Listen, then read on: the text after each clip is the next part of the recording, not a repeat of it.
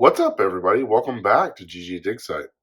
What I have for you today is 100% my favorite game right now. It has been for quite a while. A little bit of a disclaimer. This is something that, due to the nature of the game groups that I play with, comes out and does very well in a wide variety of different groups, and is something that has been enjoyable for people who are very adept at games and who are also newer. So this is Deception, Murder in Hong Kong.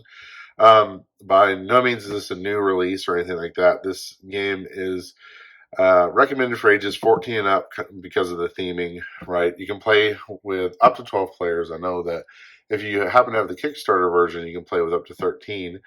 But this is one of the games that does what it does in the best way possible. And I'm going to show you what's in the box, and we're going to talk about the components and kind of how it goes, and then we'll get into a review.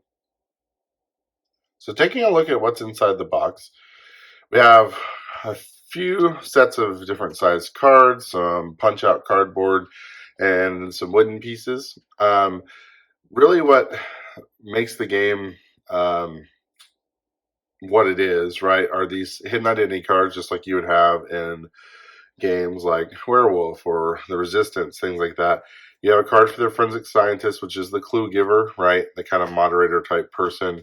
There are investigator cards galore, right? You have the murderer card, which you use in every game, and there's some extra bonus rolls, the accomplice and the witness, for different size games, and to add a little bit of extra roles and motivations there as well. You have a stack of badges. The badge is used whenever you make your official guess. They are pretty much just your standard cardboard punch out, kind of double thick cardboard. I've played this game a lot. They've held up really, really well. You have 6 wooden bullets here. Okay, these are the indicators for the forensic scientists to place onto the various clues to indicate which clue that they're giving, because they can't speak, right? And then you have kind of the base of the game here. These blue tiles are additional little rolls and additional little add-ons that you can put in, but these 3 sets of tiles are the base game. So you have a cause of death tile, you have several location of the crime tiles, and then you have a set of clues, right? Now, essentially, the way that this works is the forensic scientist will be using these tiles, one location, one cause of death, and then multiples throughout the course of the game of these clues to try and get the investigators to guess who the murderer is. Well, what they're trying to get them to guess are based on these small cards in front of them. So you have the cause of death, right?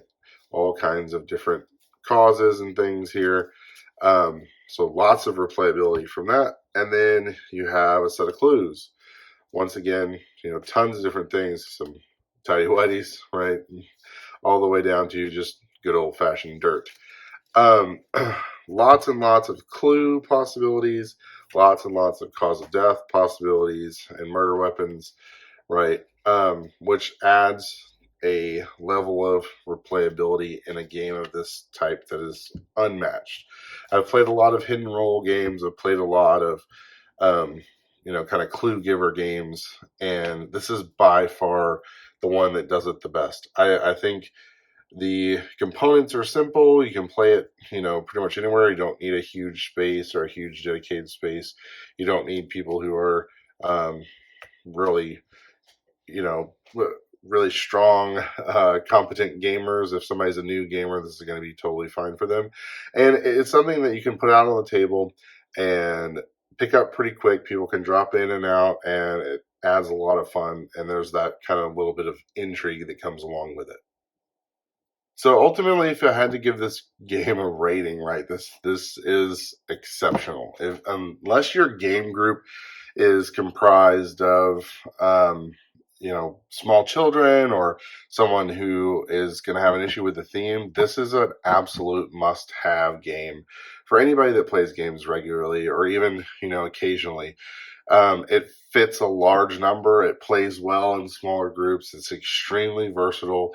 If you are looking for a game to start a collection, or if you're trying to get a game group started, or you go to a game group regularly and looking for something different and you haven't ever seen this game come across the table, I would highly recommend it. It is not only fun and intriguing, but at the same time, it's not long and drawn out. It's not super heavy.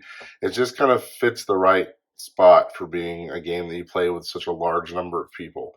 A lot of people like Werewolf, and they got into Werewolf, and they got into the one night deal. There's a whole bunch of hidden role games out there. I've got several different iterations of it, but the little twist on this of the clue giving and the deception, no pun intended, adds just a whole lot of value to this game. I would say probably, my favorite game now, probably top 5 games to play with a game group that I've ever played. So major, major, major, thumbs up, million thumbs up. Very highly recommend Deception Murder in Hong Kong. If you like content like this, be sure to leave us a like and a subscribe. That lets us know that you want to see more stuff like this, and we can put out some more for you. So we appreciate you being here, and we'll see you in the next one. GG.